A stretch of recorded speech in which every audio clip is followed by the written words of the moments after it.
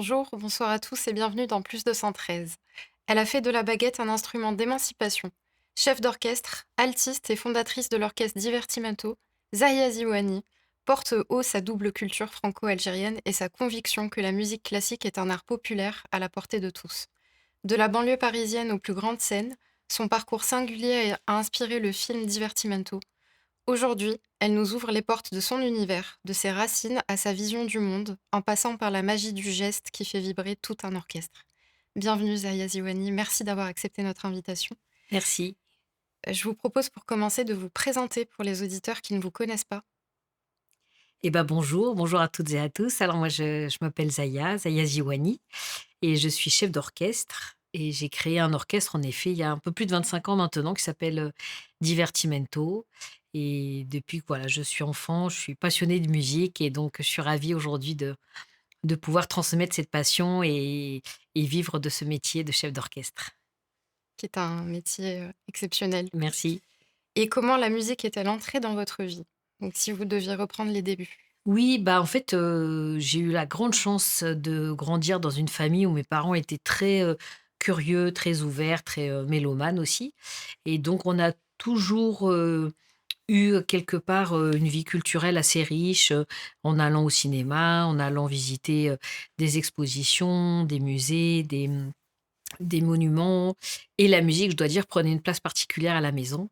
Et donc on a toujours écouté de la musique. Alors, on écoutait à la fois, les chansons d'Idir, que les musiques arabo-andalouses, que du Michael Jackson. Mon père était un fan de Tina Turner, donc on écoutait aussi Tina Turner et on écoutait aussi beaucoup de musique classique et je dois dire que, mon père, il était, passionné, Hmm. de musique symphonique particulièrement. On écoutait des opéras de Mozart, on écoutait des symphonies de Beethoven, de Mozart.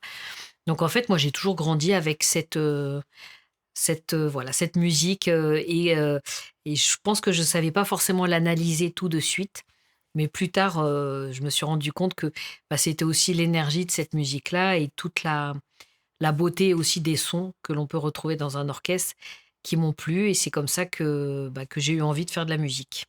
Et c'est votre père du coup qui a amené la musique classique à la maison, si je puis dire. Oui, mon père, oui, ma mère aussi. Enfin, c'est oui, alors en tout cas, ce qui est sûr, c'est que c'est vraiment par mes parents que je me suis, retrouvée à écouter beaucoup de musique et à développer cette passion depuis, enfant et après, assez naturellement, j'ai eu envie de pratiquer un instrument. Alors moi, j'étais vraiment enfant, je crois que quand j'avais à peu près 5 ans, j'ai commandé au Père Noël une guitare, qui me l'a apportée d'ailleurs. Donc j'ai commencé par la guitare, classique et du coup, assez naturellement, ma mère, elle a été nous inscrire au conservatoire avec ma sœur Fetouma. Alors moi, j'ai grandi dans une fratrie où on était 3 enfants. Mm. J'ai une sœur jumelle, Fetouma et Mhm. un frère un peu plus jeune que nous et donc quand ma mère, elle a été nous inscrire au conservatoire, on lui a répondu qu'il restait plus qu'une seule place. Donc ma sœur et moi, comme on était, les plus âgés, elle y allait pour nous inscrire et donc elle a pas voulu choisir entre ma sœur et moi, donc du coup, c'est notre petit frère qui a commencé. Et bon, c'est vrai qu'au départ, j'étais assez déçue et en même temps, en fait, notre maman qui a toujours été très, impliquée dans notre éducation, dans notre instruction, elle assistait aux cours. Elle prenait, quelques notes, aux cours que mon frère, justement suivait et en revenant à la maison, elle nous apprenait ça donc en fait, on a commencé à apprendre la musique aussi à la maison avec nos parents et c'est plus tard, quelques semaines après, la rentrée, que des places se sont libérées et donc on a pu justement, Rejoindre l'orchestre aussi. rejoindre le conservatoire parce qu'on avait déjà eu ces 1 notions de musique et puis voilà et moi j'ai commencé par la guitare classique, ma sœur le violoncelle et petit à petit, moi j'ai, vraiment eu envie de pouvoir intégrer un orchestre parce que, justement, je la voyais elle aller à l'orchestre parce qu'elle jouait Mm. du violoncelle. Moi, en tant que guitariste, je jouais pas dans un orchestre et c'est vrai que j'étais un petit peu frustrée et je voyais que comme petit à petit, elle commençait à aborder des œuvres, des répertoires qui étaient ceux qui me plaisaient, en fait, que j'aimais écouter à la maison et pour ma part, moi, j'y avais pas vraiment accès. Alors, même Mm. si je me plaisais beaucoup en tant que guitariste, je faisais plein aussi de belles choses, de beaux projets, de beaux répertoires, mais qui étaient différents et c'est pour ça qu'ensuite, j'ai souhaité, pratiquer un autre instrument, l'alto et c'est en pratiquant cet instrument que ça m'a permis ensuite de pouvoir intégrer, un orchestre. Et ce que je retiens quand même dans ce que vous racontez par rapport à la dynamique familiale, c'est que chacun a trouvé sa place, son rôle dans le développement de cette passion. Votre maman a été finalement la première institutrice, Oui. si je et elle a réussi à vous transmettre ça alors que c'était peut-être pas son domaine de base ou voilà, qu'elle avait pas la même appétence que vous. Votre papa a amené, cette passion à la maison. Votre frère s'est retrouvé finalement entre 2 sœurs jumelles très complices, hein, Oui, tout si à je fait. comprends bien. Et comment finalement ça s'est passé en termes de dynamique de fratrie? C'est-à-dire, vous avez un frère qui est plus jeune, qui intègre le conservatoire avant vous. Vous venez de parler de cette décision qui a dû être difficile pour les parents, d'éviter de faire le choix entre les 2 sœurs et de laisser, Mehdi, c'est ça? Oui. Intégrer le conservatoire. Est-ce que vous pouvez nous en dire plus sur Oui, toute cette après dynamique-là? oui, je peux en dire plus. Après franchement, je j'en suis pas sortie traumatisée. En tout cas, j'ai pas ce souvenir-là. Moi, en fait, ce qui me reste de souvenir de ce moment, c'est qu'en fait, au final, rapidement, on a pu en faire tous les 3 de la musique Mmh. et c'est vrai que mon frère, je crois qu'au départ, il avait pas demandé grand-chose. Alors il s'est retrouvé un peu embarqué dans cette aventure, Mmh. même si, même il a fait longtemps du piano et que ça a été aussi un et des percussions par la suite et que ça a été un très bon instrumentiste aussi. Mais en fait, assez naturellement, le fait à la maison de pouvoir justement, apprendre les premières notions de musique avec notre maman, je crois que ça nous avait un petit peu, consolés Mmh. et puis en fait, assez rapidement, on a pu en faire donc c'est ça qui a été bien et c'est vraiment ce que je retiens, c'est que grâce au fait que notre maman, elle s'y soit intéressée et qu'elle nous ait, appris, ses premières notions de musique, c'est ce qui nous a permis très rapidement ensuite d'intégrer le conservatoire ça m'a beaucoup marqué et c'est aussi pour ça d'ailleurs qu'aujourd'hui, moi dans ma réflexion quand sur la chef d'orchestre que j'avais envie de devenir, bah, cette expérience-là, elle m'a quand même aussi beaucoup aidé à réfléchir parce que je me suis dit: «Bah, voilà, moi j'ai réussi parce que j'ai été en contact avec une personne, il s'avère que c'était ma mère, mon père aussi, qui a été très impliqué, qui m'a donné envie de découvrir, qui m'a sensibilisé et je sais que pour beaucoup d'enfants, c'est pas forcément toujours le cas Oui. d'avoir cette possibilité de découvrir un art, la musique en particulier,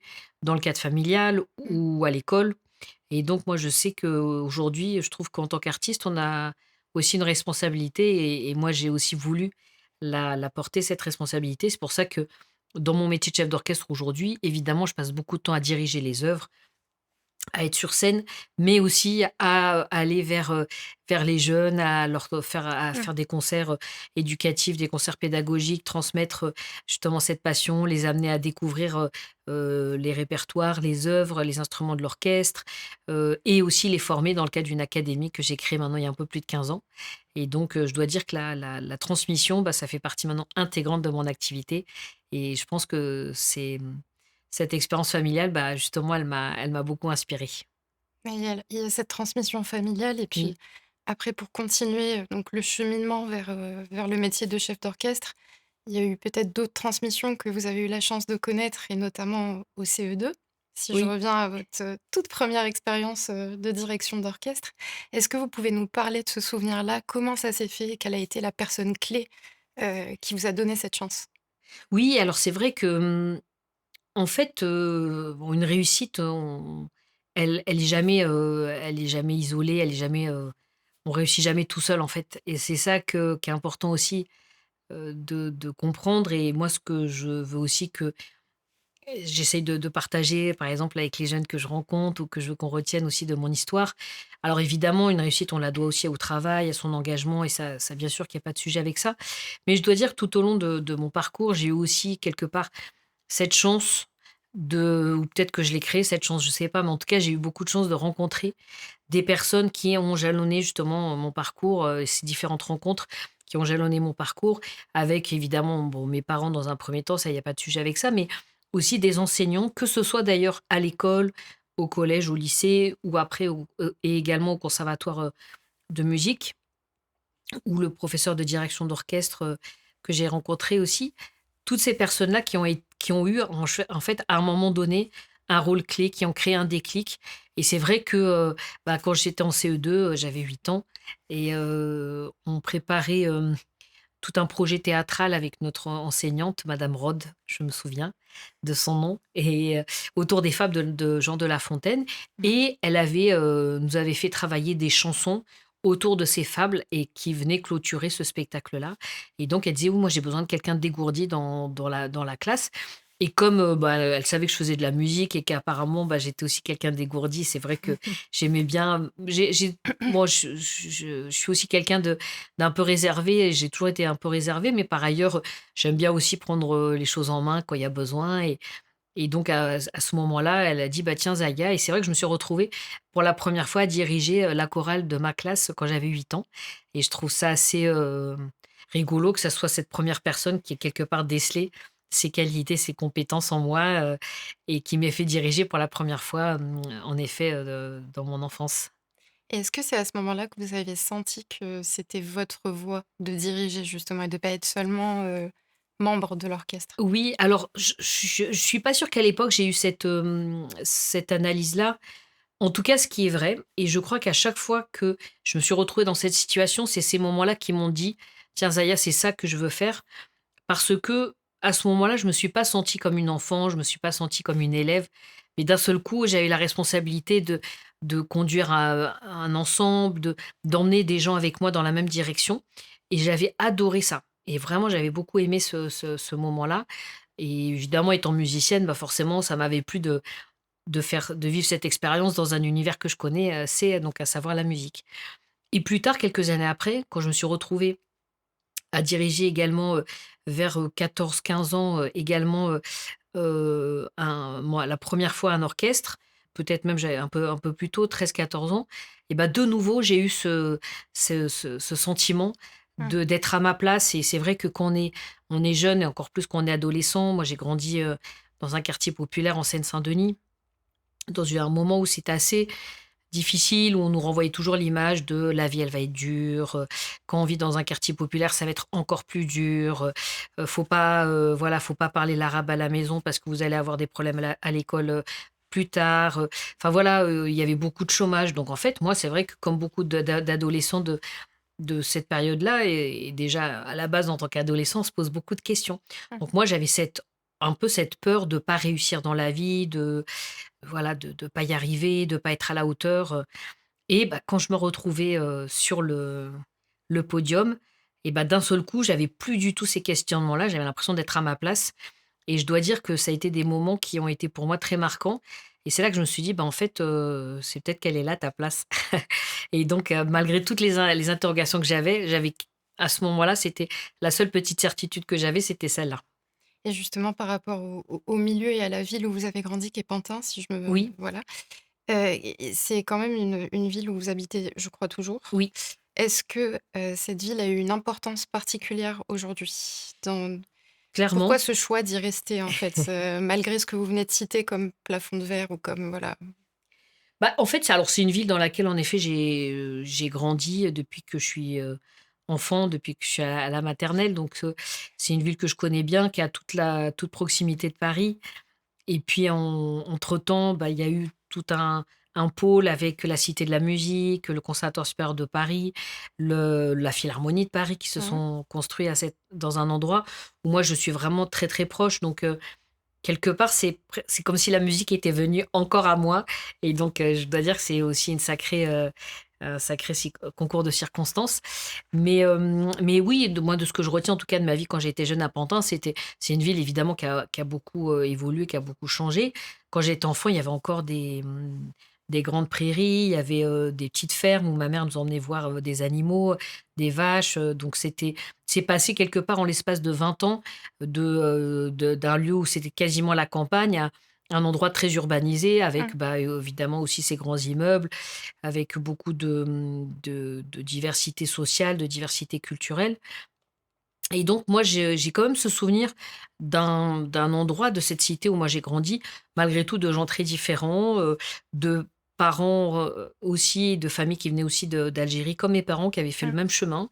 Certains qui avaient pris la décision de s'intégrer sans oublier évidemment d'où on venait. Ça a été le cas de mes parents, on a toujours été élevés dans aussi la connaissance de nos origines, dans la culture de l'Algérie, de nos traditions et en même temps en étant consciente qu'on est en France et donc je dois dire que j'ai appris le meilleur des 2 et donc c'est ça que je trouve super, riche et très beau. C'est pour ça que parfois quand aujourd'hui encore on s'interroge sur, beaucoup de choses, bah, je trouve ça dommage parce que moi je trouve que c'est une richesse au contraire d'avoir une double culture Mmh. et donc moi j'ai vécu pleinement dans cette double culture. Bon après il y avait plein de nationalités, de cultures différentes dans cette cité et c'est vrai qu'il y avait aussi de la solidarité, il y avait du partage, il y avait des beaux moments pendant les fêtes des uns et des autres. Franchement, j'ai vraiment ce souvenir aussi de voilà, de joie, de partage. Après aussi avec des réalités qui sont celles de ces territoires-là, donc parfois avec de la fragilité sociale, économique, mais voilà, moi j'ai pas vu, de voitures brûlées dans ma cité. J'ai pas il y a quand même enfin la banlieue, c'est pas que ça et en Mmh. fait parfois et je sais que tout à l'heure vous avez cité, le film Divertimento. Oui. Ça a été justement, un des sujets que moi je ne voulais pas qu'on voit, la banlieue que sous cet angle-là de l'insécurité, de la misère Mmh. intellectuelle, de la misère sociale. Oui, ça existe, mais il y a pas que ça et il y avait Mmh. aussi beaucoup de parents et dont les miens, qui avaient fait ce choix de vivre là et que leurs enfants réussissent et que l'excellence, ça soit au cœur de l'éducation. Et ben, voilà, donc comme moi j'ai grandi, avec cette, philosophie-là dans ce territoire, bah, j'ai pas du tout senti le besoin d'en repartir. Je suis hyper bien là où je suis et donc voilà et j'y élève maintenant ma fille, qui voilà, qui elle aussi évolue dans des univers très différents, mais qui connaît aussi ce que c'est d'être, dans un quartier où il y a de la mixité sociale et je trouve ça vraiment très important aujourd'hui et donc voilà, donc j'ai pas ressenti le besoin d'aller vivre ailleurs puisque je me sens très bien là où je suis et puis avec mon métier, bah, je vais beaucoup, je voyage Vous voyagez beaucoup. beaucoup? Mmh. Voilà, je vais dans des univers très différents, dans des pays différents donc je ressens pas forcément le besoin de bouger puisque je le fais déjà assez. Il y a 2 notions qui ressortent de ce que vous venez de dire pour décrire, cette vie à Pantin. C'est la diversité d'une part et puis, cette notion d'excellence qui sont finalement les 2 fondations de Divertimento, hein. Oui, c'est exactement ça, c'est vrai. Voilà, si on regarde l'état d'esprit en tout cas de l'orchestre, est-ce que vous pouvez revenir sur justement la création de cet orchestre? Qu'est-ce qui vous a donné, envie de créer votre propre espace? Parce que c'est un orchestre que vous avez créé très jeune. Oui. Donc, pour revenir vraiment sur la base, de Divertimento, qu'est-ce que vous diriez? Bah, je dois dire que c'est un orchestre qui s'est créé, alors j'irai pas jusqu'à dire de façon, impulsive, mais, en fait, j'ai toujours eu ce rêve d'être, chef d'orchestre et de devenir chef d'orchestre. Mais c'est vrai que j'imaginais pas forcément qu'à un moment il faudra, j'aurais pas forcément imaginé qu'il faille, justement créer un orchestre pour pouvoir exister. Et donc c'est vrai que, bon, bah, moi j'ai fait mes études de musique. Arrivé à l'adolescence, j'ai étudié au conservatoire de Pantin et c'est suite en effet à une expérience où le directeur du conservatoire qui, nous faisait travailler des œuvres, c'était un festival de musique, contemporaine, donc avec des œuvres créées spécialement pour l'occasion et il y avait un des compositeurs qui avait, écrit une œuvre en 2 parties et la première où, il y avait, justement l'ensemble de l'effectif qui jouait. Donc moi, en tant qu'altiste, j'y participais et la deuxième où il y avait quelques instruments qui ne jouaient plus, dont la partie d'alto, mais qui était assez complexe en plus, musicalement, rythmiquement et il fallait un chef d'orchestre parce que même si parfois on n'est pas beaucoup de musiciens, si le langage musical, il est complexe, il faut quand même quelqu'un pour guider et donc le directeur du conservatoire, naturellement, exactement dans la même logique que, la maîtresse que j'avais en CE2, en disant: «J'ai besoin de quelqu'un de dégourdi, vas-y Zaya». Donc je me suis dit: «Bon tiens 2 fois dans C'est un une signe. vie, c'est un signe, c'est qu'il y a peut-être quelque chose» et donc bon, bah, moi j'ai adoré me mettre dans cette posture de nouveau de chef d'orchestre et pareil, j'avais 13 14 ans donc pour moi, j'avais pas du tout l'impression pareil d'être une jeune, d'être une adolescente qui se pose plein de questions. J'étais, sur ce podium-là, j'ai fait, mes répétitions, j'ai travaillé. Bon évidemment que si je me revoyais à ce moment-là, certainement qu'il y avait des peut-être de l'insouciance, de la naïveté, mais malgré tout j'ai pris ça beaucoup à cœur. Dans l'ensemble, il y avait des musiciens professionnels, dont certains étaient mes professeurs, des jeunes étudiants et donc je dois dire que ça a été une expérience qui a été très, formatrice pour moi pour la suite et qui m'a donné ce déclic et c'est vraiment à partir de ce moment-là où je me suis dit: «Tiens, je veux devenir chef d'orchestre». Alors moi, j'ai commencé, à me renseigner et je dois dire assez, peut-être assez naïvement aussi à me dire: «Tiens, je serai chef d'orchestre». Mais n'ayant pas de parents musiciens et n'ayant pas évolué dans le métier, voilà, par mes parents ou par d'autres connaissances, bah, pour moi, c'était comme dire, alors c'est vrai que ça paraissait aussi surréaliste que dire: «Je vais être cosmonaute ou président de la République», mais je voyais pas pourquoi on pouvait pas se l'autoriser parce que moi, mon père, mes parents m'ont toujours dit: «Zaya, si tu veux quelque chose, il faut travailler dur et avec le travail, tu as toujours des résultats». Donc de devenir avocate, médecin ou chef d'orchestre, il y avait aucune raison que ça ne puisse pas se produire à partir du moment où on travaillait. Et c'est vrai qu'à la maison, bah, il y avait, on a manqué de rien, on a été très heureux, mais mes parents, ils étaient très, très exigeants sur les résultats à l'école, à la musique aussi. Donc en fait, on avait déjà nous cette habitude de la rigueur et du travail. Et donc, bah, à la sortie de cette expérience, je me suis dit: «Tiens, je vais devenir chef d'orchestre». Donc j'ai commencé avec mon père à regarder des documentaires sur les chefs d'orchestre, à emprunter des partitions de les conducteurs d'orchestre, on appelle ça les conducteurs d'orchestre, les partitions du chef d'orchestre, à les étudier. Quand j'allais au cours d'orchestre, bah, j'étudiais ce qu'on jouait pour comprendre ce que le chef d'orchestre, nous expliquait et j'ai adoré, justement toute ce moment-là où je découvrais ce métier et c'est vrai que, pour moi, c'était parfois aussi difficile de me projeter parce que les seules figures que je voyais en tant que chef d'orchestre, c'était plutôt des hommes européens assez âgés. Quand je lisais des articles, on dit: «Tiens, un jeune chef d'orchestre à la tête de Radio France» et en fait, je regardais, je me disais, je lisais sa biographie, il avait déjà 45 ans. Alors bon, j'ai cet âge-là aujourd'hui, donc je sais que c'est un âge où on est encore très jeune, mais quand on a 15 ans, on a du mal à se dire qu'on va peut-être pas diriger avant d'avoir 45 ans. Donc c'était difficile pour moi de me projeter et je voyais pas de femmes chefs d'orchestre, je voyais pas de jeunes qui avaient comme moi aussi, une double culture, en tout cas avec une culture qui n'était pas, européenne. Et donc, bah, c'était assez difficile malgré tout de m'y projeter et surtout, je passais mon temps à entendre des professeurs, certains me dire: «Oui Zaya, vas-y». J'avais des professeurs, très, investis, qui m'encourageaient et d'autres qui me disaient: «Non, non, mais Zaya, n'y pense même pas, c'est pas du tout un métier qui est fait pour les femmes. Concentre-toi sur tes études, concentre-toi sur tes études d'instrument». Alors ce que j'ai fait bien évidemment et j'ai continué à bien travailler et jusqu'au moment où j'ai eu cette rencontre avec un grand, maître de la direction d'orchestre, Sergiu Celibidache. Et c'est vrai que ça a été une rencontre déterminante, même si au début, quand je l'ai rencontré, il a été encore peut-être plus dur que ce que j'avais l'habitude d'entendre, en me disant la première fois, «Mais Zaya, ce métier n'est pas du tout fait pour les femmes, je te préviens, les femmes n'ont jamais tenu plus de 15 jours dans ma classe, donc voilà». Donc clairement, c'est un défi qui me lançait. «Je vais pas te rater, tu vas voir, ça va être dur». Et en effet, quelque part, il a eu un petit peu raison parce que c'était aussi pour m'alerter, me préparer à la Pour vous difficulté, prémunir, oui, de voilà, ce qui du est, chemin que j'allais oui. entreprendre. Donc j'ai eu cette chance pendant, 18 mois de suivre ces cours. Ça a été une expérience très riche parce que même si je commence à parfois mesurer que maintenant, des fois, la portée de certains enseignements parce que, bah, évidemment, enfin, lui, c'était quelqu'un qui avait eu énormément d'expérience, donc il nous partageait aussi des expériences, des conseils, mais qu'en fait, on peut comprendre que si on a soi-même dirigé, on a soi-même de l'expérience. Moi, j'en avais pas à l'époque, donc j'ai aussi beaucoup appris dans l'apprentissage des partitions, par exemple, dans la façon, dans l'humilité qu'il fallait avoir aussi en tant que chef d'orchestre et du coup de cette importance d'être très exigeant avec soi-même avant de l'être avec les autres. Mmh.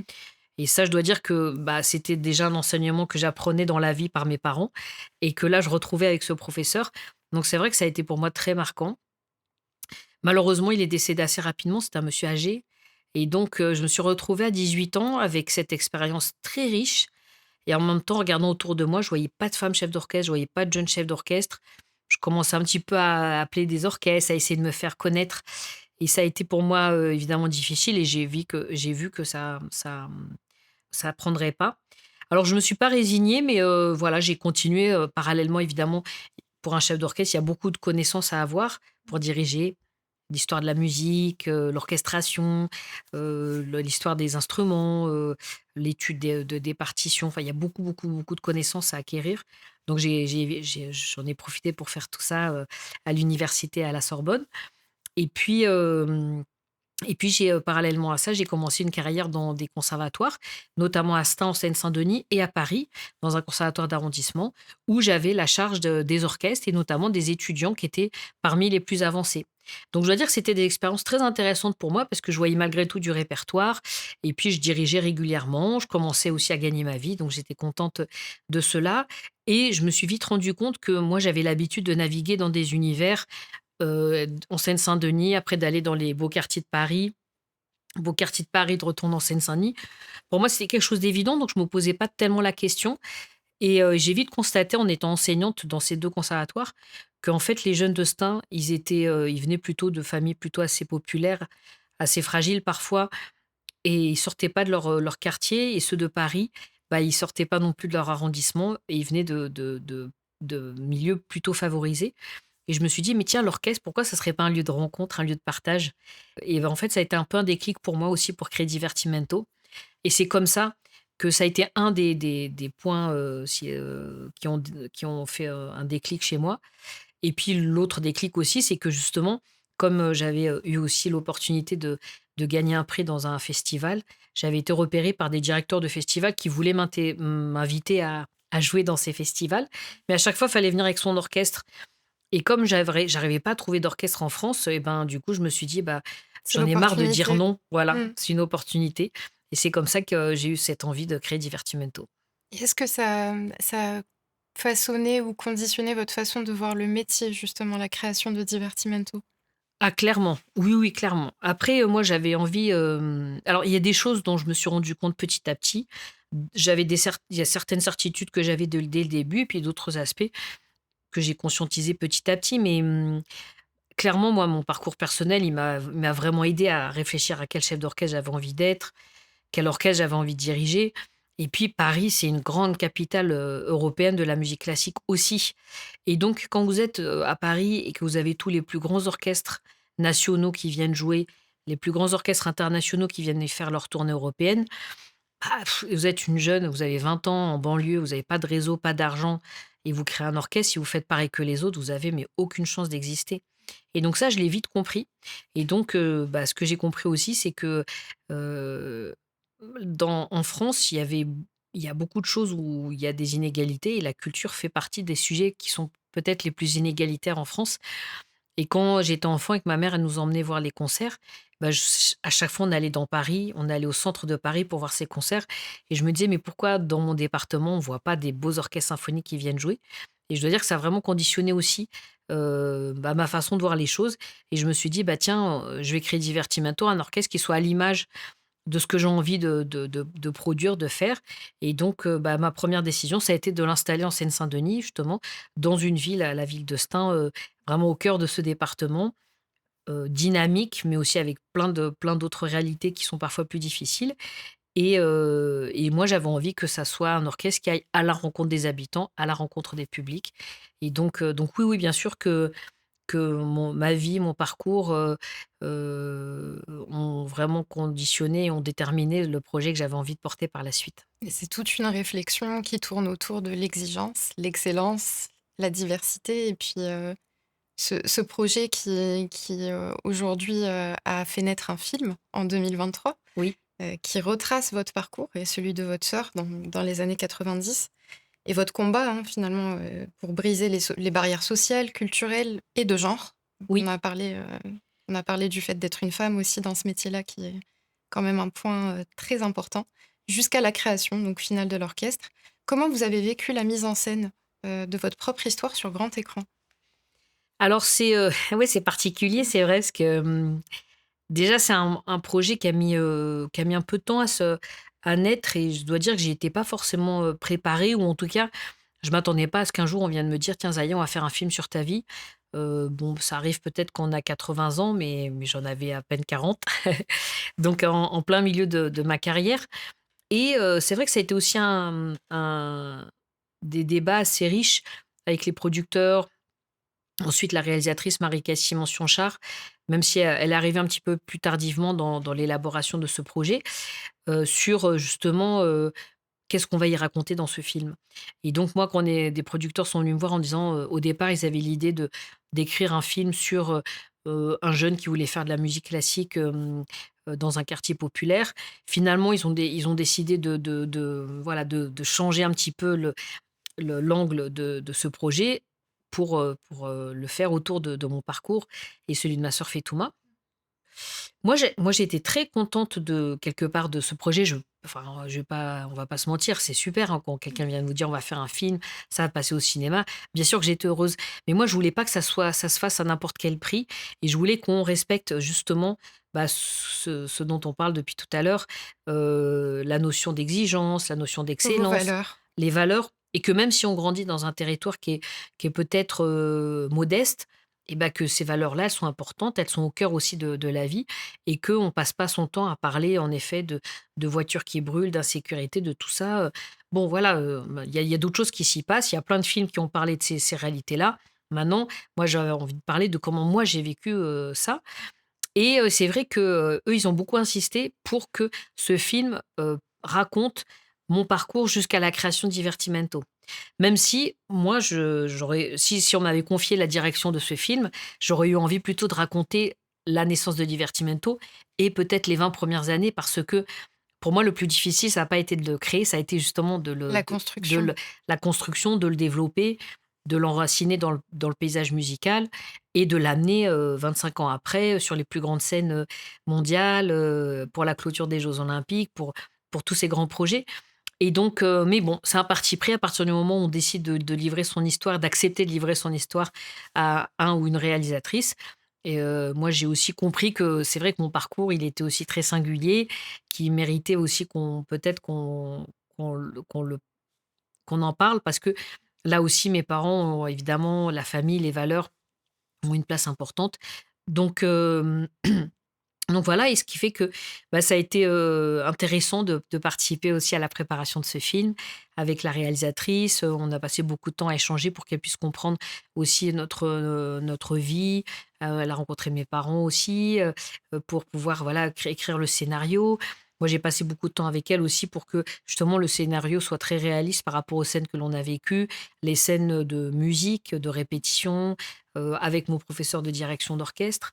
Et donc ça a été un projet, voilà, assez lourd et assez, dense et avec, aussi, les temps de préparation des comédiennes et notamment, Oulaya Mamra qui était, la Oui. comédienne qui a joué le rôle de Zaya dans le film.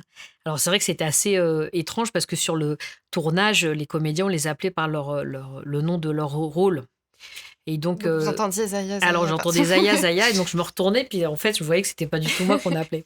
Donc moi, on m'appelait Zaya la vraie. Donc c'était ça qui était rigolo et de voir les réalités d'un tournage, je connaissais pas du tout, j'avais jamais assisté à un tournage de cinéma.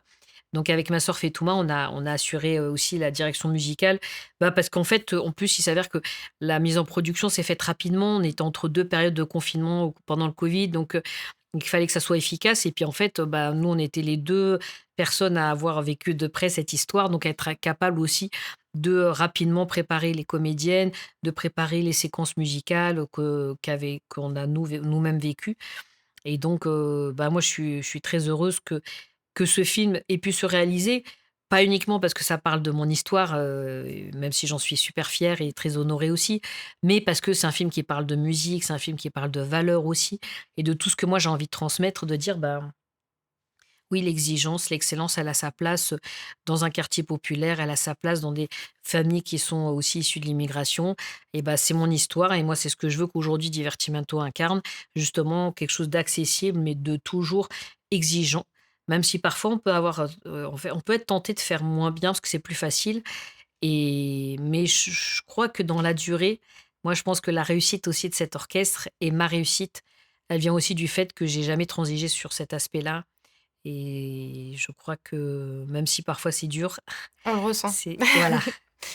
Et au-delà de la création de l'orchestre, c'est aussi un film qui retrace beaucoup votre histoire de sororité et toute la Oui. complicité avec, votre sœur Thomas. Et cette complicité-là, quelle place aujourd'hui elle occupe dans vos projets, dans votre façon de voir l'avenir finalement? Parce qu'elle a fait partie de toute cette construction, de tout ce que vous avez réalisé jusqu'à maintenant. Oui, oui, bah, écoutez, en fait, je pense que c'est quelque chose qu'on pourra jamais, détruire, qui est là depuis le début. En effet, on a et je pense qu'on dans notre petite armée là de 2, je pense qu'on a aussi réussi à faire face à et réussir tout court déjà. parce qu'on était 2, parce que, parfois, on a toujours été là pour être l'une, présente pour l'autre, quand il y en a une qui passait des concours, bah, qui travaille beaucoup, bah, l'autre elle travaille aussi beaucoup, comme ça on était ensemble. Donc je crois qu'on a beaucoup, fait face ensemble aux différentes difficultés qu'on a rencontrées les unes après les autres.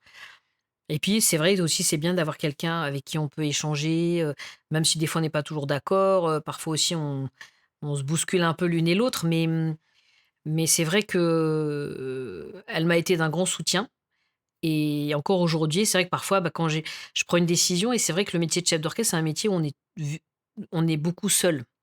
On est seul face à son travail, seul face à ses décisions, seul face à un grand groupe de musiciens, seul dans sa chambre d'hôtel, dans les avions, seul loin de sa famille. Enfin, c'est un métier où on peut vite être un petit peu, Isolé. isolé, exactement. Même si on a l'impression qu'on est sous le feu des projecteurs, qu'on est tout le temps avec plein de monde. Mais en fait, c'est un métier où on peut vite être seul. Et je dois dire que, bah, parfois, je suis contente aussi de prendre mon téléphone ou quand je la vois de discuter sur: «Tiens, qu'est-ce qu'on peut faire? Tiens, j'aimerais bien, je prends cette décision-là, qu'est-ce que tu en penses?» Et donc voilà, je sais que même si la plupart du temps je suis, en capacité de faire mes choix toute seule, je sais qu'elle est là, je sais que je peux lui en parler et pour moi aussi c'est, une grande, sérénité d'avoir ce soutien et puis on continue évidemment à beaucoup travailler ensemble puisqu'elle est violoncelle solo de l'Orchestre Mmh. Divertimento et donc aujourd'hui, c'est un projet qui est assez, lourd à porter parce que, il y a c'est à la fois un projet artistique, il y a évidemment toute la dimension, économique et entrepreneuriale qui est aussi assez prenante et puis c'est aussi un projet où on est, au cœur des territoires en France. On a une académie aussi qui commence à prendre une place importante. On commence aussi à développer, à l'international. Donc on a des sessions d'académie qu'on a développées en Australie, en Chine, qu'on commence aussi à développer en Algérie. Donc je dois dire que je suis contente d'avoir, Fetouma aussi, qui elle peut, piloter, toute cette partie académie et donc voilà, moi ça m'apporte aussi beaucoup de sérénité qu'on soit 2. Parfait. Et vous avez évoqué donc les résistances, que vous avez rencontrées, certaines objections, parfois même je dirais des façons aussi de vous prémunir comme l'a fait, Sergiu Celibidache. Est-ce que vous avez une technique ou quelque chose que vous mettez en place systématiquement pour ne jamais vous résigner? Parce que c'est aussi quelque chose que vous avez évoqué, le fait de ne jamais abandonner et cette persévérance qui ressort de votre parcours. Qu'est-ce qui vous aide à tenir le cap face à ça? Ben, en fait, déjà, je me dis que j'ai travaillé dur, donc c'est pas le moment de s'arrêter et c'est vrai que tout ce chemin accompli, j'ai pas envie de m'arrêter là et c'est vrai que parfois je me dis que c'est je aujourd'hui, on me pose souvent la question, parfois dans les médias, des interviews ou même dans mon entourage de: «Mais Zaya, tu as déjà accompli tellement de choses, tu as même fait les jeux olympiques, en gros, qu'est-ce que tu attends de la vie?» Bah, j'ai encore plein de choses à accomplir et je crois que en tant que chef d'orchestre, il faut rester aussi très humble parce que de toute une vie, on n'aura jamais le temps d'aborder tous les répertoires, de tout voir et puis même on a encore, c'est un art où on se perfectionne tous les jours. Donc je peux pas dire aujourd'hui: «Tiens, je maîtrise mon art, à 2000. En fait, peut-être que de ma vie, j'aurais jamais, maîtrisé à 2000. Même si aujourd'hui me sens très à l'aise et j'estime être une excellente chef d'orchestre, mais voilà, c'est un métier où on apprend tous les jours et donc voilà, moi j'aspire juste à un peu de sérénité parce que c'est vrai que je trouve, que c'est un métier qui est dur à exercer. Alors c'est pas tellement parce que c'est un métier qui est dur et qui est exigeant, c'est juste que quand on est en effet une femme et moi j'ai jamais voulu me poser en victime parce que j'avance et je fais les choses et bah, si on me bloque, dans une voie, bah, je prends une autre et puis, quand on m'a toujours dit: «Zaya, tu seras jamais chef d'orchestre» et je suis devenue chef d'orchestre. Bon, bah, j'ai vite compris que si c'était pas les chemins habituels qu'il fallait prendre, bah, qu'il fallait en prendre d'autres et que des chemins que je me suis tracés moi-même, hein, à créer un orchestre, à dire: «Bah, tiens, bah, si j'ai pas tout de suite ma résidence à la Philharmonie de Paris, bah, je il y a d'autres endroits où Il y a on d'autres peut solutions. s'investir Mmh. et puis ça m'empêche pas d'y jouer à la Philharmonie de Paris, ça m'empêche pas de faire des beaux projets dans cette salle et dans plein d'autres lieux par ailleurs. Donc moi j'ai toujours trouvé des solutions alternatives qui sont parfois plus longues, parfois plus dures, mais voilà, j'ai toujours trouvé. Par contre, ce que je trouve difficile aujourd'hui et qui parfois a tendance, alors je dirais pas à me décourager, mais ouais, à m'agacer, à me mettre en colère, parfois à m'attrister, c'est qu'en fait, pour moi, le métier il est aussi difficile que quand j'ai commencé il y a 25 ans et donc évidemment qu'il y a quand même eu des avancées parce que moi, j'ai beaucoup douté dans ma jeunesse de ma capacité à devenir chef d'orchestre parce que je voyais pas de femme chef d'orchestre. Aujourd'hui, il y a beaucoup de jeunes qui, ne se posent plus la question parce qu'ils voient Zaya Ziwani au cinéma, à la télévision, ils voient sur scène. Moi, tous les jours, encore aujourd'hui, là, on se voit pendant cet entretien. J'étais ce matin à Stein, il y avait des enfants qui sont venus, l'après-midi assister à un concert éducatif que j'ai fait. Enfin, voilà, tous les jours, je suis en contact aussi avec des jeunes partout en France pour leur transmettre ma passion de la musique, pour parler avec eux, pour leur dire que tout est possible si on s'en donne les moyens. Aujourd'hui, 25 ans après, j'ai accompli beaucoup de choses, mais je trouve que c'est un métier qui reste difficile encore pour une femme parce que à chaque fois qu'on j'évolue, c'est un peu, comme une équipe de foot que vous amenez, de national en Ligue 2, de Ligue 2 en Ligue 1 et après d'un seul coup vous arrivez en Ligue des champions. Waouh, c'est top! Sauf qu'à chaque fois vous rentrez dans une nouvelle dimension et c'est des nouvelles résistances et des nouvelles difficultés Mmh. et je dois dire que de temps en temps, j'aimerais bien me dire: «Waouh, tiens, tiens, on a les on Zaya, on vous donne les mêmes moyens qu'on donne aux autres». Je demande pas plus, je demande juste par contre pas avoir 10 fois, 20 fois, 100 fois moins que qu'ont les autres et c'est ça qui est parfois un peu fatigant. Alors, moi, ça m'a aussi, développé des capacités à trouver d'autres financements, d'autres moyens, d'autres idées et je dois dire que si j'avais pas eu aussi ces difficultés-là, j'aurais pas la carrière que j'ai aujourd'hui. Parce que je pense que peut-être comme d'autres chefs d'orchestre, je me serais peut-être concentrée sur ma trajectoire personnelle, aller diriger des orchestres en tant que chef d'orchestre invité, faire du répertoire. Bon, moi, ces difficultés, ça m'a permis de faire un pas de côté, d'analyser aussi ce qui était très bien dans ce milieu et puis les choses sur lesquelles il fallait aussi apporter des nouvelles idées et moi, je me suis rendu compte que, voilà, la place de la culture dans notre société, les valeurs de partage, voilà, de respect, de solidarité, c'était aussi, des sujets qu'on pouvait aussi, aborder en musique et qu'on manque de ces moments où on se réunit avec toutes les richesses de toutes les diversités qui constituent notre société en France et dans le monde donc moi, avec, ma petite baguette de chef d'orchestre, j'arrive à faire des moments comme ça où les gens se réunissent, partagent quelque chose ensemble et donc je suis plutôt fière de ça. Donc c'est toutes ces petites réussites qui me font tenir et que quand je vois, des jeunes qui fréquentent notre académie réussir par leur travail, mais aussi parce que, hop, c'est le contact avec la musique, c'est parce que ils ont rencontré ma sœur Fetouma ou d'autres musiciens.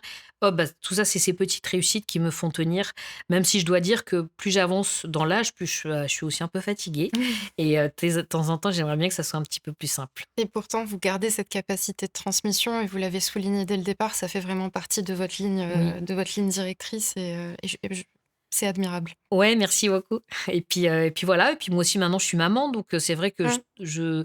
je trouve que ça a du sens aussi pour ma fille Sarah qu'elle me voit aussi toujours, engagée, passionnée, combative aussi, persévérante et je me dis voilà que ce chemin que j'ai fait, que les prochaines générations n'auront peut-être plus à en tout cas c'est un bout de chemin qu'ils n'auront plus à faire et que je leur laisserai le soin de continuer cette route pour que justement, nous les femmes ou même en tout cas qu'il y ait beaucoup plus de solidarité et d'équité et d'égalité aussi dans notre société. Et est-ce que Voilà. vous avez transmis la passion de la musique à Sarah? Oui, alors tout à fait, Sarah, ma fille Sarah, elle fait de la musique, elle fait du violoncelle d'ailleurs, elle a voulu faire, elle a beaucoup, vu sa tata jouer du violoncelle, ma sœur, Ça l'a Fetouma, inspirée. ça l'a inspirée, voilà. Donc elle est passionnée par la musique. Après voilà, je la laisserai comme mes parents m'ont laissé, justement, tracer ma route et mon chemin, je la laisserai faire ses choix aussi. Mais je dois dire que, elle est passionnée de musique, de danse aussi. En tout cas, elle adore les arts et ça, moi, je suis contente de ça, de la voir curieuse et puis, je suis contente aussi de partager avec elle des moments de musique puisqu'elle fait partie aussi de l'académie Divertimento, donc elle adore ces moments. Donc on passe, du temps ensemble dans le cadre de l'académie aussi, je suis contente. Et est-ce qu'elle a cette notion d'amélioration continue de sa maman, de vouloir toujours aller plus loin, de pas considérer les accomplissements comme des fins en soi? Non, non, alors je dois dire qu'elle est plutôt, elle est même presque plus exigeante que moi je le suis avec moi, donc des C'est fois je lui possible. dis ouais, alors, bon avec, pas forcément le recul, encore, nécessaire forcément parce qu'elle est encore jeune, mais des fois de lui dire qu'il faut être patient parce qu'en effet c'est souvent des efforts qu'il faut faire, dans la durée et que certains efforts sont récompensés tout de suite et d'autres ça prend du temps Mmh. et bon, c'est encore des fois dans ces moments-là qu'elle a un peu du mal à faire encore la part des choses, mais non, non, elle est très consciente de ça et c'est vrai que pour moi, je trouve que c'est, déjà aussi une belle réussite parce qu'aujourd'hui, on est aussi dans une société où tout va vite, ou parfois, quand j'interroge les jeunes que je vois dans les actions que je porte, bon, bah, il y en a, ils sont inspirés et fascinés par, les influenceurs ou par des milieux qui sont, pour moi, j'estime, forcément pas révélateurs de ce qu'est la vraie vie, en fait, où il faut gagner les choses par son travail, par son engagement, par son investissement, par, sa curiosité, et c'est pas en travaillant sur le superficiel. Et donc, Mmh. parfois dans notre société, je trouve on accorde beaucoup d'importance à des choses qui sont très superficielles, et les choses qui ont du sens, parfois on les occulte un peu, on leur donne pas la lumière nécessaire. Et je trouve que pour un enfant, pratiquer un sport, pratiquer la musique, et ben, ça les amène justement à comprendre que, bah, il y a rien qui vient sans rien, et qu'on a toujours des résultats avec le travail. Donc pour l'instant, ma fille, elle l'a compris. J'espère qu'après, elle en fera un bon usage de cet enseignement. Ouais, il y a une vraie notion de discipline et de patience aussi que vous lui Voilà. Et inculquez, puis de là-dedans. passion aussi, Ouais. parce que malgré tout, la musique, c'est et moi je suis très, je me sens reconnaissante aussi de pouvoir l'exercer. Donc mais évidemment, c'est un métier qui est difficile aussi et qui est exigeant, ça c'est vrai. Et vous avez dit tout à l'heure: «Je vais avec ma petite baguette un peu partout dans le monde». Oui, J'aimerais qu'on fasse un zoom sur l'Algérie. oui. La place que l'Algérie occupe aujourd'hui dans votre parcours, mais aussi dans votre imaginaire musical. Et ben, de toute façon, l'Algérie, elle a toujours été présente dans ma vie. Donc, en fait, pour moi, assez naturellement, même si, dans mes études, moi, je me suis plutôt spécialisée dans le répertoire symphonique du 19e, du 20e siècle. Je dirige aussi beaucoup la période classique. Donc, c'est vrai que dans mes études avec Chelly que j'ai pas appris à diriger, de la musique arabo-andalouse. On va pas se mentir. Par contre, c'est vrai que, bah, moi j'adore, le répertoire symphonique, mais comme j'adore aussi, bah, mettre en valeur aussi d'autres cultures avec cet orchestre symphonique, parce que en fait, il y a beaucoup de cultures qui ont inspiré les musiques du grand répertoire, et ça, c'est quelque chose peut-être qu'on ne dit pas assez et qu'on ne montre pas assez. Et en fait, mais moi, j'en étais pas forcément très consciente tout de suite. Et c'est vrai que quand Divertimento s'est créé, moi, les premières années, bah, c'était important aussi que nous-mêmes, ça soit un orchestre, comme une équipe, de foot qui a besoin de travailler son jeu collectif. Bah, nous aussi, on a travaillé, nos gammes avec des symphonies de Beethoven, de Dvorak, des concertos, des opéras de Mozart. Donc on a beaucoup travaillé ces répertoires-là. Et dans les années, début des années 2000, j'ai eu l'occasion d'aller en Algérie à l'invitation, justement de l'Orchestre national d'Algérie, pour diriger, en 2006, et 2007, pour, Alger, capitale de la culture arabe.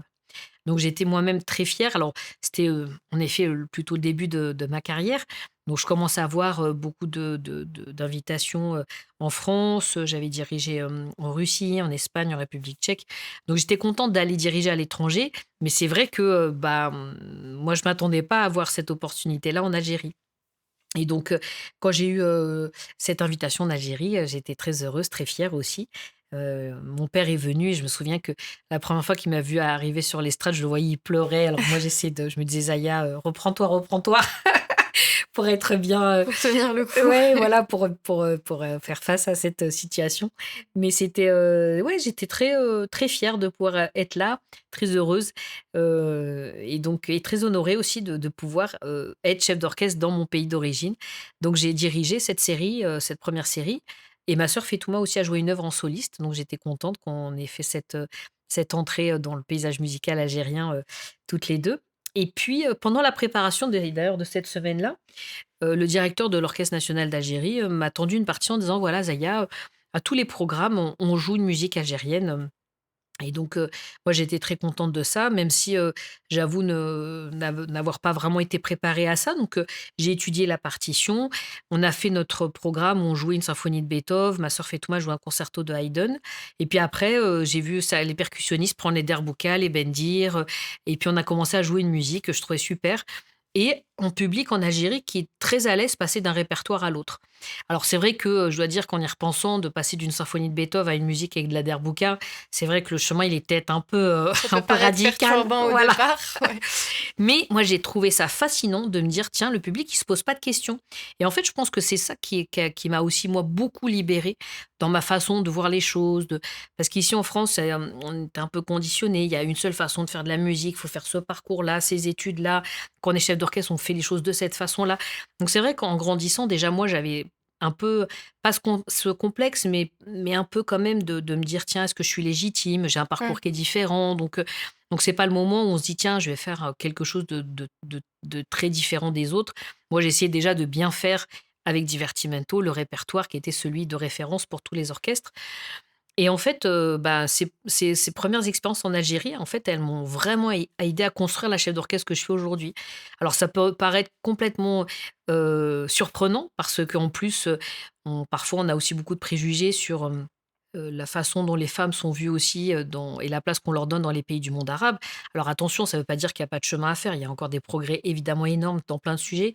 Mais je dois dire que moi, en étant en Algérie, bah, ça a été le pays qui m'a le mieux accueilli, qui m'a aussi donné des opportunités de faire des projets, très importants et il y a aujourd'hui dans le monde, il y a très peu d'orchestres nationaux qui confient leur direction à une femme. Bon, bah, ça s'est fait avec moi et ça s'est fait en Algérie. Donc je trouve que c'est quelque chose qui mérite de qu'on le mentionne et qu'on le souligne, même si, à cette époque, c'était un orchestre qui n'était pas peut-être, dans la même, peut-être, avec la même Dynamique. expérience Mmh. que l'orchestre de Vienne ou de New York, mais c'est pas là le plus important. À ce moment-là, c'était qu'on arrive à faire des choses, dans un pays qui a traversé des moments difficiles. On a joué dans quasiment toutes les wilayas d'Algérie.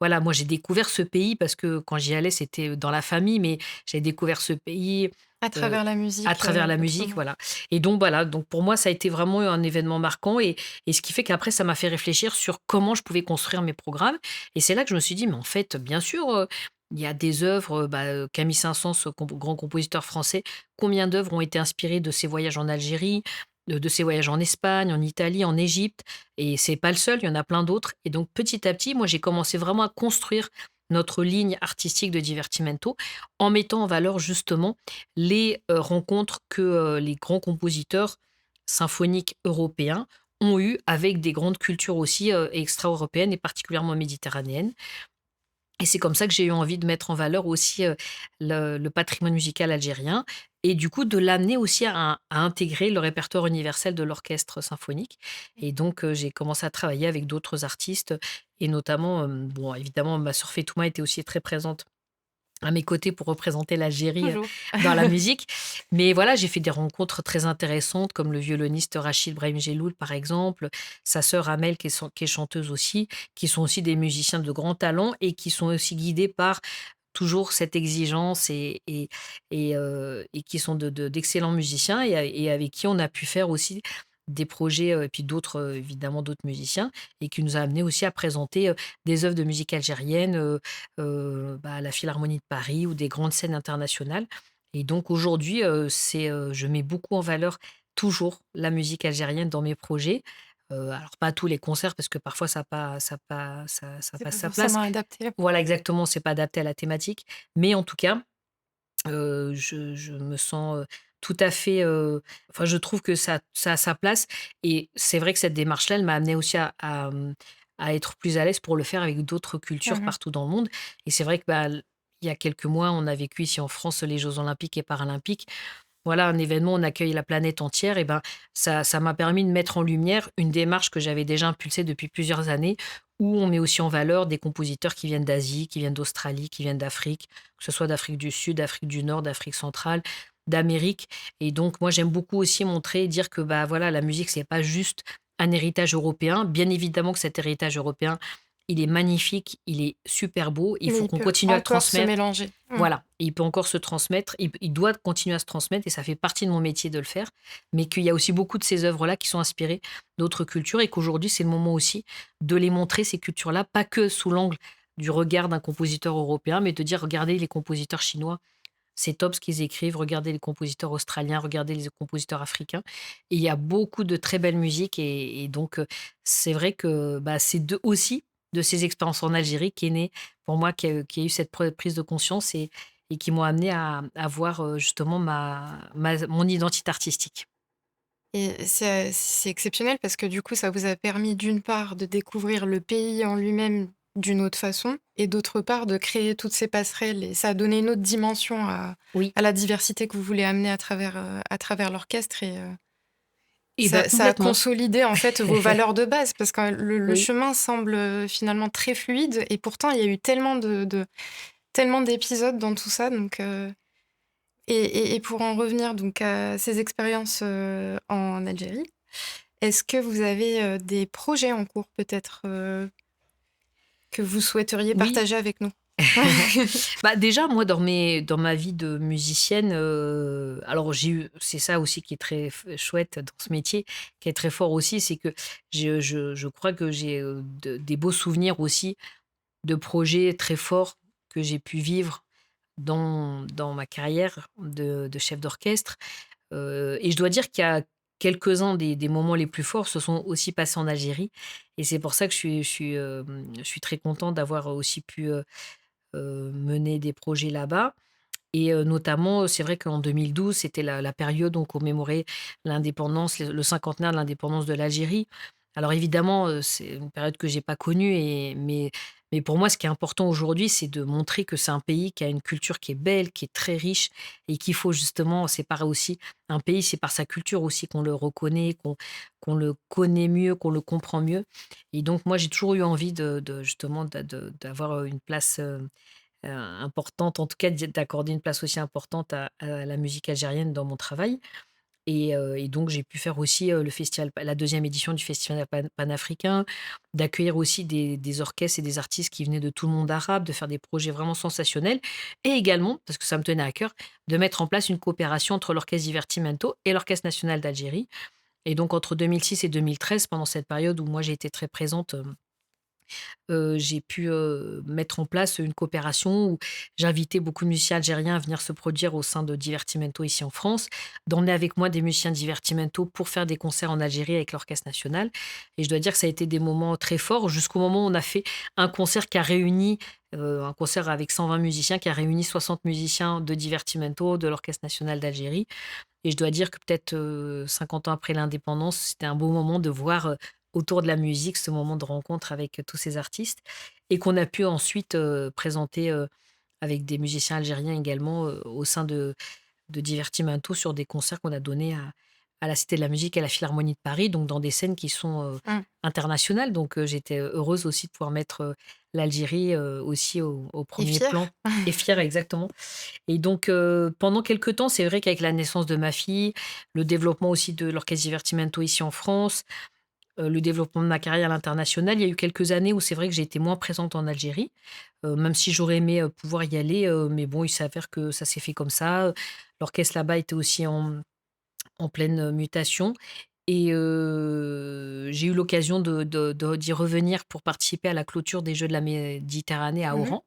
Donc ça a été déjà un premier moment important et de nouveau l'Algérie qui m'a permis aussi d'acquérir une expérience dans ce type d'événements internationaux puisque 2 ans après, on a joué avec Divertimento à aux Jeux olympiques, à la clôture des Jeux olympiques de Paris donc c'était chouette. J'étais contente d'avoir fait les Jeux de la Méditerranée et ensuite les Jeux olympiques. Alors justement, en termes d'émotion, je sais que c'est peut-être pas comparable, mais qu'est-ce que vous avez ressenti aux 2? Bah, les 2 c'était top. Enfin, franchement, le stade à Oran, plein à craquer avec toute la ferveur, des familles, et des jeunes, algériens et algériennes, avec cette fierté d'avoir accueilli cet événement, c'était quelque chose d'exceptionnel. Qui était très bien organisé, ouais. Oui, oui et puis avec, Mmh. enfin des personnes qui étaient présentes en dehors du stade, mais à perte de vue, qui étaient là pour soutenir ce moment donc non, non, en termes d'intensité, je crois que c'était très, très, très fort et j'étais contente, vraiment très heureuse d'avoir, participé à ce moment-là, même si c'était de façon un peu plus brève mais c'était très, très, très fort et j'étais contente que dans ce moment important aussi pour l'Algérie, d'y avoir, participé. Et heu et voilà et puis après, bah, j'ai revécu aussi des émotions fortes au Stade de France, à Paris 2 ans après donc non, les 2 moments étaient très, très, très forts. OK. Je reviens sur la transmission Oui. en une question. Quel moment fort vous gardez, en tête d'une rencontre avec un jeune en Algérie? Puisque vous avez eu l'occasion de diriger l'orchestre national. Oui. Est-ce qu'il y a un moment que vous aimeriez, partager avec nous, qui vous a marqué pendant ce passage-là, où vous avez eu l'occasion de transmettre toutes ces valeurs dont vous parlez depuis le départ à un jeune Algérien? En fait, alors tout à l'heure, vous me posiez la question sur, justement quels étaient maintenant mes projets en Algérie. Je dois dire que même si, c'est vrai que pendant un petit moment, ça s'est un petit peu interrompu. Là aujourd'hui, justement j'ai envie de pouvoir, de nouveau, y donner des concerts et transmettre aussi. C'est vrai que moi mes précédentes expériences, elles étaient beaucoup plutôt dans un plan artistique et c'est vrai que moi j'ai beaucoup souhaité aussi permettre à des jeunes et je vois, certains qui aujourd'hui font partie des forces des musiciens qui sont en Algérie, bah, ça a aussi fait partie des jeunes qui sont venus, à, f participer à des concerts que j'ai donnés ici en France, avec lesquels j'ai travaillé quand ils ont commencé leur carrière. Mmh. Donc je suis contente de les voir aujourd'hui toujours musiciens. Maintenant c'est vrai à l'échelle d'un pays comme l'Algérie, et ben, on a vraiment un potentiel énorme qu'il faut maintenant exploiter et je sais qu'il y a une vraie aussi envie en Algérie aujourd'hui de faire en sorte qu'il y ait plus de culture, qu'il y ait plus de musique, qu'il y ait plus de formation et donc bah, ça tombe bien, moi, c'est vraiment les domaines dans lesquels, moi, je me sens à l'aise et donc c'est vrai que, bah, en ce moment, en effet, je discute avec, l'Opéra d'Alger, avec les acteurs aussi du monde culturel là-bas en Algérie pour que on puisse aussi vraiment relancer une dynamique, d'avoir une académie qui puisse former justement les jeunes, musiciens de demain et donc je trouve que c'est important et dans mes précédentes expériences, à chaque fois que je vais en Algérie, bah, je rencontre plein de jeunes qui ont envie que de ça, c'est de pouvoir, Donc il y a une travailler. émulation Il y a une autour de ça, émulation ouais. exactement. Après, il faut aussi aller, c'est comme ici en France, hein, c'est la même chose. Faut aussi faire un pas vers eux, aller les chercher, amener ses talents à se révéler. Donc ça va prendre du temps et parfois pour pouvoir repérer la pépite, il faut aussi, parfois rencontrer, des centaines et des milliers de jeunes avant d'avoir peut-être le ou les quelques musiciens qui vont peut-être, devenir professionnels. Donc c'est vrai que c'est pour ça que ça demande, aussi du temps et je crois que, bah, l'Algérie, c'est un pays qui aujourd'hui est prêt aussi à relever, d'autres grands défis. Il en a relevé déjà pas mal et puis je crois que sur le plan culturel, il y en a aussi certains qui ont été relevés aujourd'hui autour de la musique classique. Moi, je suis contente d'avoir pu, d'être retournée il y a quelques semaines pour diriger, dans le cadre du Festival international de musique symphonique et puis, bah, de travailler aux côtés des institutions pour envisager aussi d'autres projets ambitieux. Parfait. On a une petite surprise, pour vous. Ah! Vous avez rencontré un violoniste, Oui? à l'Orchestre symphonique national d'Alger en 2010, qui tenait à vous adresser un message. Ah super! Un message qui dit: «Zahia a été une chef d'orchestre exceptionnelle, dont la passion, l'exigence et l'humanité ont profondément marqué la suite de mon parcours musical. Chaque répétition à ses côtés était bien plus qu'un simple travail, c'était une leçon de rigueur, d'écoute et d'inspiration, qui m'a aidée à grandir et à progresser tant sur le plan artistique que personnel. À mes yeux, Zahia incarne une vision généreuse et engagée de la musique par son énergie, sa précision et sa capacité à fédérer. Elle a su insuffler à l'orchestre une âme et une cohésion qui transcendaient les notes. Elle nous poussait à donner le meilleur de nous-mêmes, toujours dans un cadre exigeant mais profondément humain. Elle a également contribué grandement à à la démocratisation de la musique classique en Algérie. Je suis fière d'avoir été guidée par une artiste aussi inspirante.» Ah bah, c'est super, je suis très émue. Ouais, ouais, vraiment merci. Voilà, Et donc c'est on qui ce se dit: musicien du coup? «Ah!» J'ai envie de savoir. C'est un musicien qui s'appelle Lotfi, Ah qui fait oui. partie de mon entourage. Ah d'accord. Voilà, et on discutait de la préparation de ce podcast et il m'a dit: «Beh, c'est génial et je tiens à lui adresser ce message, Ah bah, je suis si très tu la touchée, ouais. vois», D'accord. donc Bah, oui, voilà, bah, je me typiquement disais que ça Lolo-Tfi pouvait vous fait faire plaisir. bien sûr et puis, bah, je pensais à lui notamment, dans les jeunes musiciens que j'ai rencontrés il est un peu plus jeune que moi donc que j'ai rencontré qu'il était au début de sa Mmh. carrière aussi et aujourd'hui, voilà, il prend une place, et il est aussi très investi dans la musique en Algérie et on a besoin de plus de de l'autre fille comme lui, là-bas en Algérie et je le remercie et je suis contente que, Je pense qu'il sera ravi d'entendre ça aussi. oui, exactement et je suis très heureuse pour lui et très heureuse d'avoir, bah, mmh, je pense que sa réussite, il le doit qu'à son travail, mais peut-être si je l'ai un peu inspiré, bah, je suis contente. Je suis vraiment heureuse de ça. Merci Zaya. Et chez Plus de 113, on aime imaginer des rencontres improbables. Si vous deviez créer demain un orchestre algérien rêvé, avec des artistes intellectuels ou sportifs, pas forcément musiciens, qui inviteriez-vous et pourquoi? Ah oui, à la question, bon, en fait, déjà, depuis quelques années, c'est vrai que je parcours beaucoup le monde et partout où je vais, je rencontre toujours déjà des Algériens. Il y en a partout, partout où je vais, mais dans le bon sens du terme. C'est-à-dire que moi, ce que j'admire aussi dans cette communauté, c'est des gens qui ont envie de se retrouver, de partager aussi, bah, justement, la fierté d'être algérien, notre culture, la beauté de notre culture.